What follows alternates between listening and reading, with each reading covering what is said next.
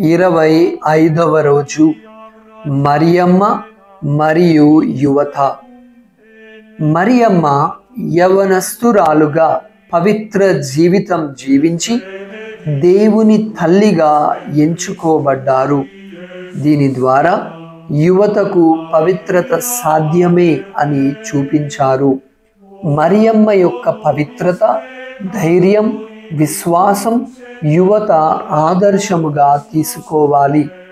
నిజమైన ఘనత దేవుని చిత్తానికి లోబడడములో వస్తుంది, ప్రసిద్ధి లేదా ప్రజాదరణ ద్వారా కాదు అని గమనించాలి.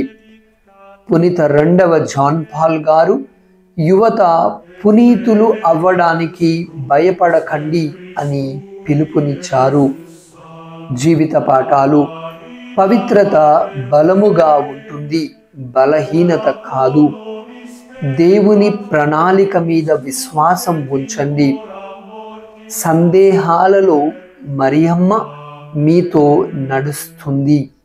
ఈరోజు యువత కోసం ప్రార్థించండి. ప్రార్థన: అమ్మా మరియమ్మ, మా యువతను పవిత్రమైన జీవితంలోనికి నడిపించండి.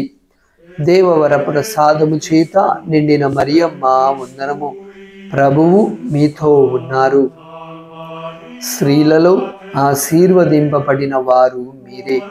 మీ గర్భఫలమగు యేసు ఆశీర్వదింపబడిన వారు అగునే.